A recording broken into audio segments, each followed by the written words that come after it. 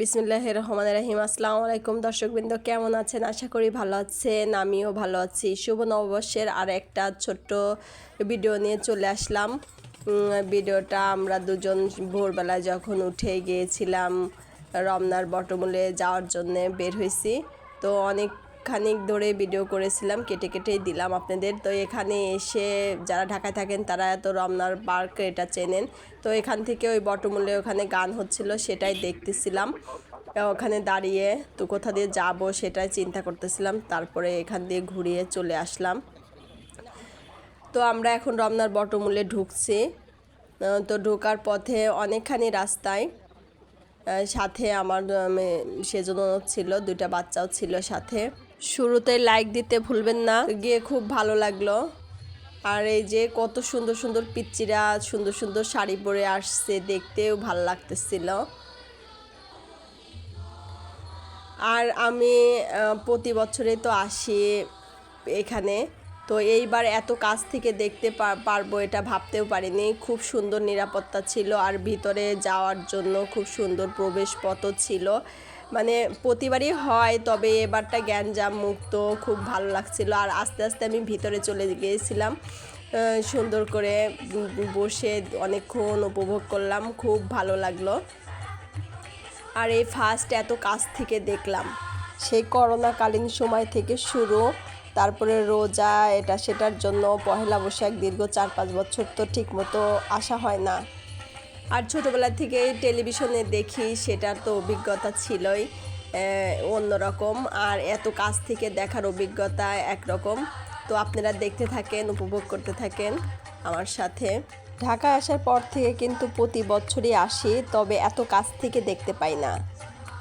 এবার খুব ভাল লাগতেছিল, দেখে মনে হচ্ছিল যে সত্যি আমি এত কাছ থেকে দেখতে পাচ্ছি এই জিনিসটা, দৃশ্যটা মানে মনটা ভরে যাচ্ছিল খুশিতে।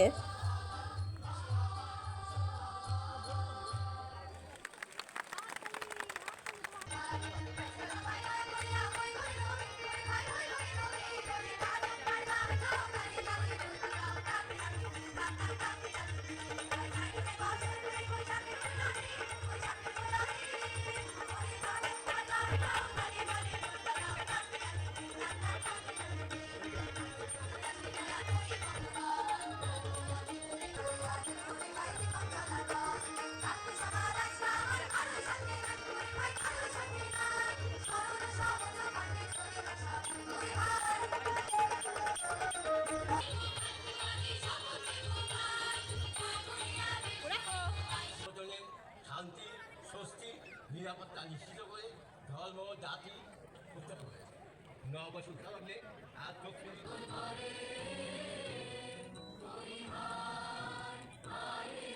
এখানে আমরা জাতীয় সঙ্গীত শেষ করে চলে গেলাম টিএসসিতে মঙ্গল শোভাযাত্রায় অংশগ্রহণ করার জন্য। এই যে এখানে আমরা চলে আসলাম মঙ্গল যাত্রায় অংশগ্রহণ করার জন্য। তো এখানে আমরা আসার অনেক পরে আরম্ভ হয়েছে। তো সব কিছু মেনটেন করে এত সুন্দরভাবে হয়েছে, সেটা আমার সাথে থাকেন, দেখতে পাবেন।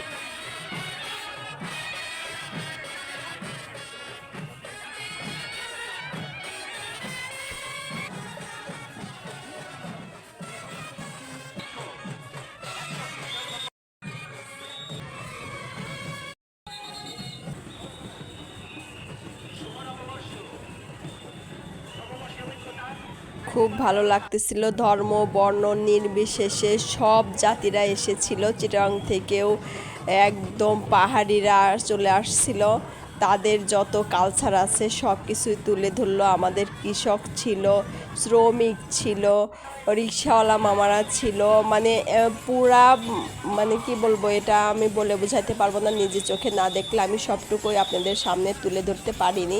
যতটুকু পেরেছি ততটুকু দেখবেন, দেখলে ভালো লাগবে।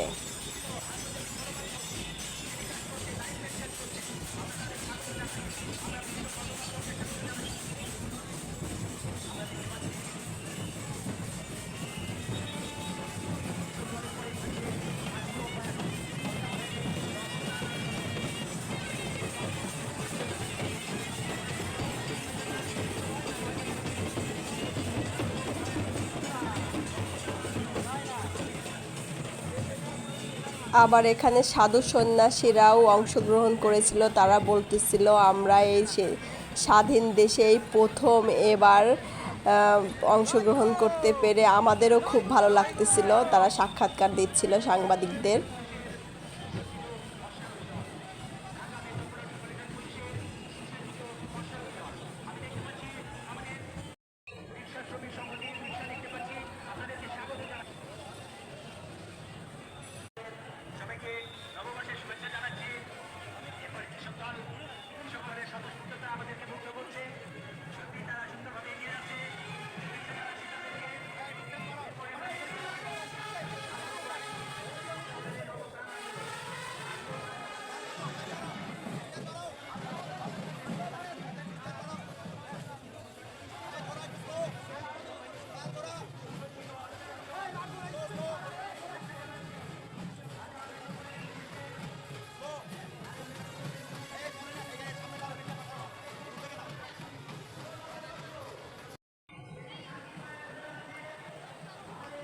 আর পুরা শাহবাগ মানে ড্রোন দিয়ে ভরে গিয়েছিল, সেটা দেখলে আরও বেশি ভালো লাগতেছিল, এত ভালো লাগতেছিল।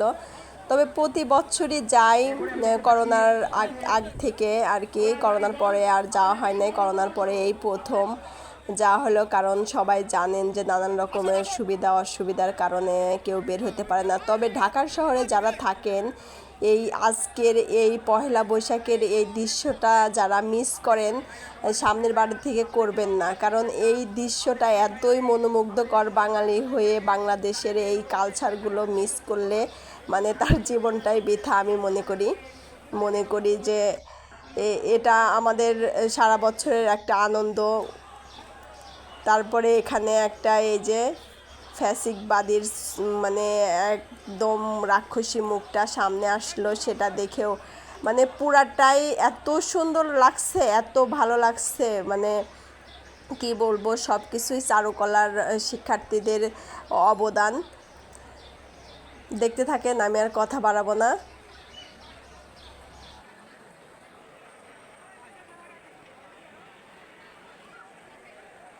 আমি দেখতে পাচ্ছি ঢাকা মেট্রোপলিটন পুলিশের একটি টিম আমাদের সাথে আছে, তাদেরকে নববর্ষের শুভেচ্ছা জানাচ্ছি।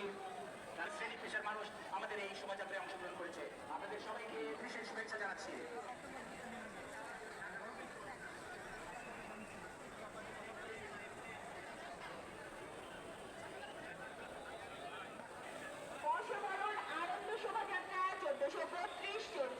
সকল ধর্ম বর্ণ সকল জাতিগোষ্ঠী সংস্কৃতিগত অংশগ্রহণে আমাদের আনন্দ শোভাযাত্রায় আমাদের মাননীয় ভাইস চ্যান্সেলর মহোদয় আছেন, তার নেতৃত্বে আছেন আরো অনেক সম্মানিত অতিথি, আমাদের সাংস্কৃতিক উপদেষ্টা মহোদয়, দেব মহোদয়, তারা উপস্থিত আছেন। এগিয়ে যাচ্ছে র্যালি, ধীরে ধীরে এগিয়ে যাচ্ছে র্যালি, আনন্দের সাথে এগিয়ে যাচ্ছে র্যালি। আমরা সবাইকে স্বাগত জানাচ্ছি। আমরা এই শোভাযাত্রায় যারা অংশগ্রহণ করেছে প্রত্যেককে, প্রত্যেক জাতিগোষ্ঠীকে শুভেচ্ছা জানাচ্ছি, নববর্ষের শুভেচ্ছা জানাচ্ছি। নববর্ষের ঐক্যতান, ফ্যাসিবাদের অবসান। আমরা এই বাংলা নববর্ষের উদযাপন করছে একটি বাংলাদেশ হয়ে গেছে একটি উৎসবের দেশ। পৃথিবীটা কি হয়েছে আমাদের এই শোভাযাত্রা। আমরা দেখতে পাচ্ছি ঘোড়া নিয়ে চারুকলা শিক্ষার্থীরা ঘোড়ার গাড়ি নিয়ে, ঘোড়া বানানো ঘোড়া নিয়ে তারা এগিয়ে যাচ্ছে। তারপরে হাতে বহন করছে বিভিন্ন মুখোশ, তারপরে হাতে বহন করছে বিভিন্ন রাজারানী। এখানে আমি আইসক্রিম রাখার অনুরোধ করছি। আইসক্রিমের গাড়ি, আইসক্রিমের গাড়ি, পানি ছাড়া কোনো খাবারের গাড়ি চারুকলার সামনে থাকবে না। পানি ছাড়া কোনো ধরনের কোনো খাবারের গাড়ি। আর এখানে এই যে তরমুজ নিয়ে এবার ভাইরাল, তরমুজ জন্য এবার তরমুজটাও তুলে ধরেছে। রাজা রানীর ছবি ছিল, ভুলো না আমায়, কত যে কি ছিল, সব কিছুই তো আর মানে আমি ক্যাপচার করতে পারিনি। প্রত্যেকটা কালচারই তুলে ধরার চেষ্টা করেছে এই ঢাকা বিশ্ববিদ্যালয়ের স্টুডেন্টরা।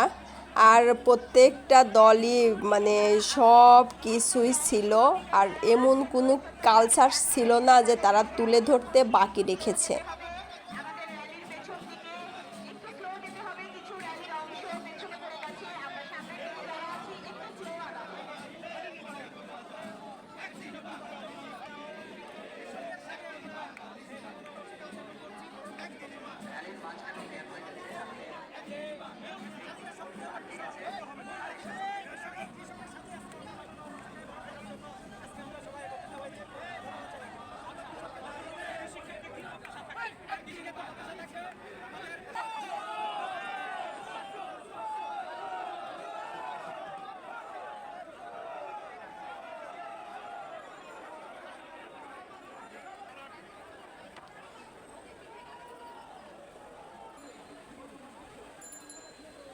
সব টিএসসিতে জড়ো ছিল। টিএসসি চারুকলার সামনে থেকে একটা করে র্যালি বের হচ্ছিল, আর শাহবাগ ঘুরে আবার টিএসসিতে গিয়েই উপস্থিত হচ্ছিল। এত ভালো লাগতেছিল। আর আমরা বিশেষ করে এখানে মুগ্ধের পানিরও সেই পানি লাগবে পানি, এই দৃশ্যটা দেখেও একদম চোখে জল এসে গেল। সেই দিনের স্মৃতি মনে পড়ে গেল, যে সে ছেলেটা পানি লাগবে পানি এই বলে যে গুলিবিদ্ধ হয়ে চলে গেল আমাদেরকে রেখে। তো এই পানির বোতলটা তুলে ধরেছে, সেটা দেখেও একদম মানে চোখে জল এসে গেল। এখানে আগের সেই ঘোড়া, তারপরে ঘোড়ার গাড়ি, এরপরে পুলিশ বাহিনীর র্যালি ছিল। এখানে যে সুন্দর বড় ব্যানার ছিল, তার উপরে অনেক রকমের নকশা কাটা ছিল।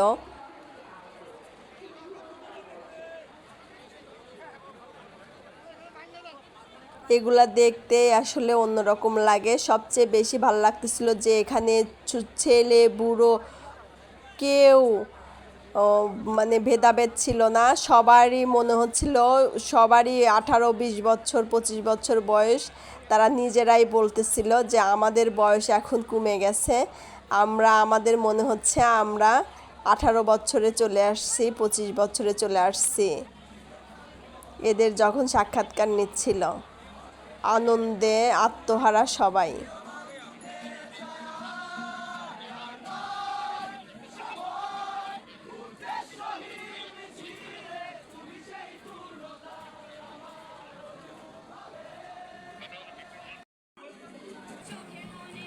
এই ব্যান্ডের দলটা আসছিল রাঙামাটি থেকে। রাঙামাটি